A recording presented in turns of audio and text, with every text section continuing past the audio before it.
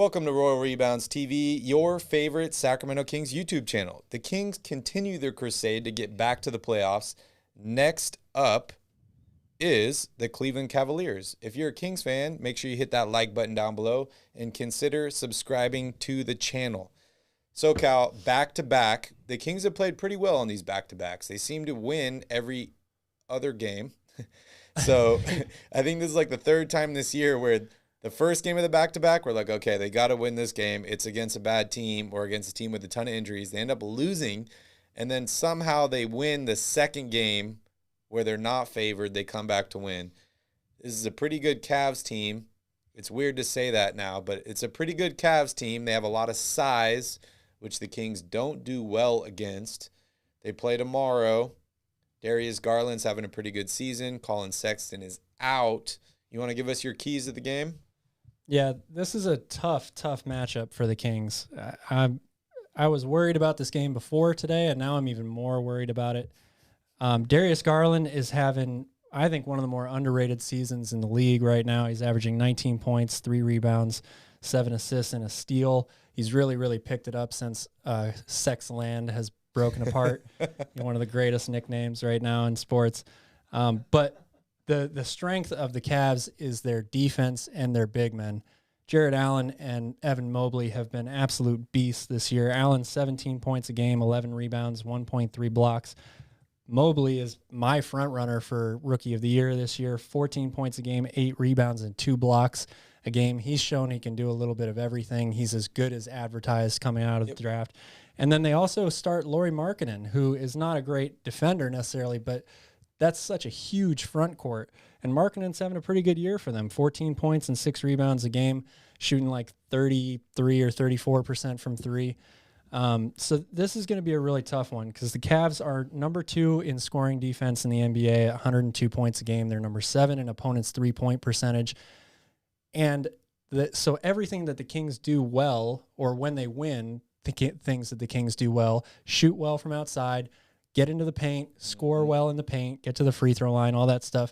That's going to be really tough to do against this team. So my keys are going to be, number 1, transition points. This is a team that plays with a pretty slow pace. They like to grind it out, force teams to play in the half court because that's their advantage. They've got a lot of length and size defensively. So they got to get out and run, try to get some easy buckets early on as much as possible. Number 2 is going to be points in the paint. They have to find a way to make some key plays that are going to get them points in the paint here. I know it's going to be really tough, but like I said, the Kings don't play well if they're not attacking and scoring inside. And then number 3 is going to be bench points. The Cavs don't have the strongest bench out there. The Kings, one of their biggest strengths all season long has been their depth. They need to get some production out of the bench. Davion Mitchell, even guys like Buddy Hield, I mean, they're going to have to find people to pick it up for them when they bring that second unit in. Yeah, it's the second game of a 3-game road trip before the Kings return home to play the Wizards.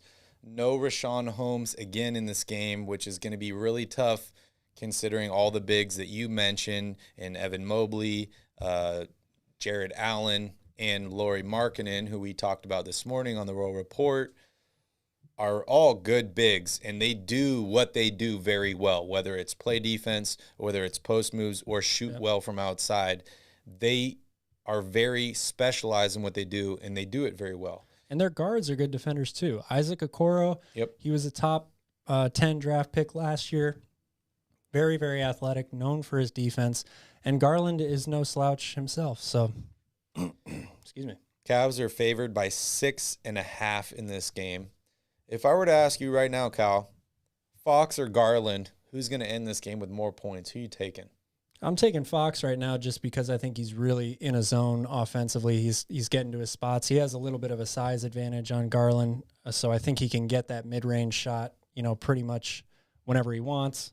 Coming off of 2 30-point games, he's been really efficient. I will go with him because I also think that the Kings, having a bunch of guards, De'Aaron Fox has got to play better defense than he did tonight. But you can throw Davion Mitchell on Garland for a while. You can throw Fox on him. You can put a bigger body on him in small spurts. So I'll take Fox more points. Yeah, I hope it ends up, being a Kings win, especially with, a big performance by De'Aaron Fox. But unfortunately, I'm not sure if that's going to be the case. And I hate being negative. I really hate it because I'm a Kings fan. I want the Kings to do well. But, they lost tonight. They didn't play any defense. Now they're traveling, probably right now, from Charlotte to Cleveland to get ready for this game tomorrow.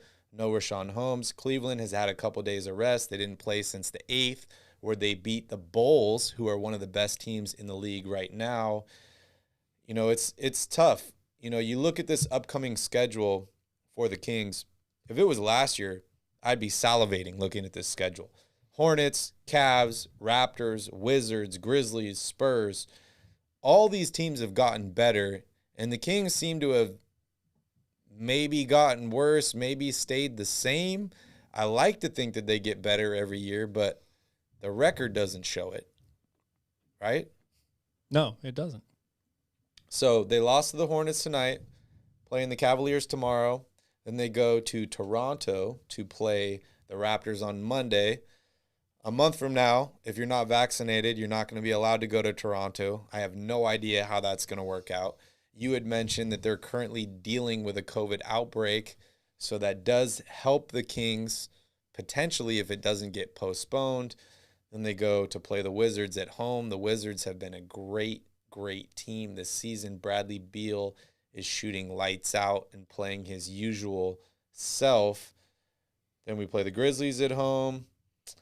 I don't know what to think about the Grizzlies. You think without Ja Morant, they would kind of lose themselves, but they seem to be playing better. The Kings lost to them. Then we have the Spurs, who have been playing well as of late, and then unfortunately we go to play the Warriors. Yeah, it's not going to get any easier. That's the NBA. I mean, are you marking any of these games as W's for the Kings? Well, it's hard to feel confident about any of these games right now. I mean, the only thing I do think the Kings have going for them is, as of late, offensively, they've really been clicking. They've been shooting better. Tyrese Haliburton is shooting phenomenally from outside right now. De'Aaron Fox has been really efficient, and they're scoring a ton of points. So if they could just find a way to get like 2 or 3 more stops a game, they'd have a good chance to win a lot of these games. So the only reason I mention this whole schedule here is we're coming up on December 15th. That's where a lot of guys are eligible for trade. They say 65% of the league is eligible right now to be traded. It bumps up to about 85 or 90% after December 15th. Not a lot of Kings players become eligible then. I think it's like Mo Harkless, maybe Alex Len, but a ton of other guys around the league. If the Kings start to trend downwards again, we're all happy and high off of this 3-game winning streak, and all of our hearts are crushed right now from one loss. You look at the chat here, it's like totally different than the last game, right? Last post-game, 3-game winning streak, everybody's happy and all that, and then now it's just so we saw Monty get rid of Coach Walton after the last big losing streak. The Kings go on another one. There's no fall guy anymore. The fall guy is gone. And, I thought that was pretty interesting when I was thinking again. I predicted Luke Walton getting fired. But, you look at it from Monty's perspective. He's like, okay, well, Luke Walton is the coach. I didn't bring him in. If we lose games, he's the first guy to blame, right? But now you've gotten rid of that guy. There's no fall guy. So it's either your fault now or you're making trades. Because Alvin Gentry is, I love what he's done so far. He's been put in a very tough position. But how much can you really expect out of an interim coach? Losses don't really fall on him. I feel like it falls more on the players now. So as we get into tougher schedules and the Kings not playing well, we could potentially see some moves here in the next couple weeks. Yeah, I mean, I think even if the Kings end up winning, splitting, going 500 over the next 5, 6, 7 games, I still would expect them to make some sort of move.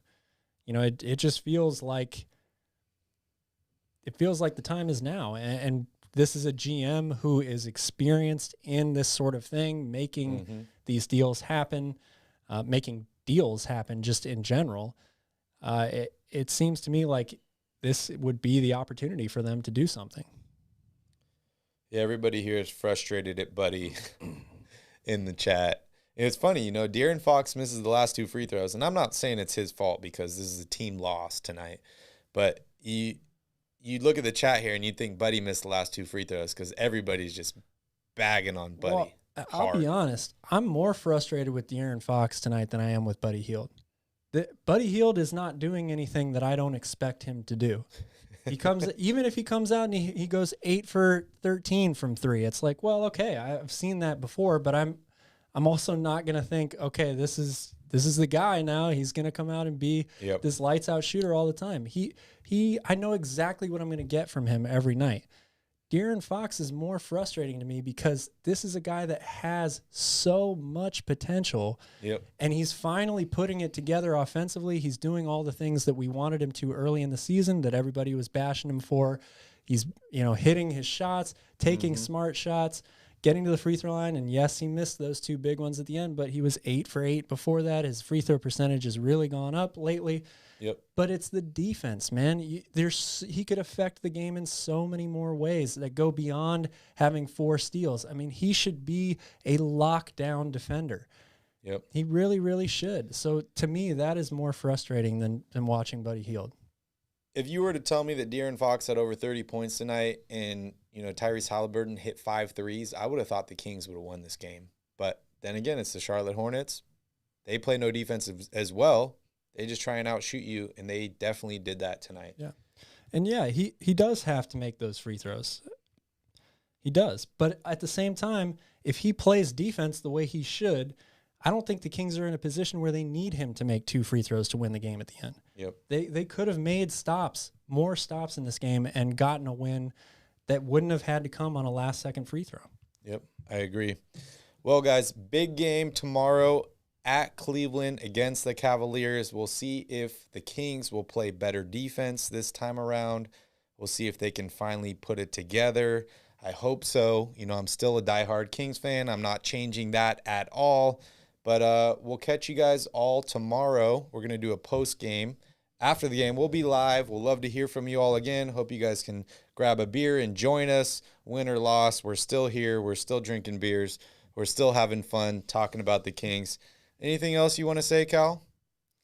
Better luck next time. Better luck next time. All right, guys. Thanks for joining us. And in the meantime, go Kings.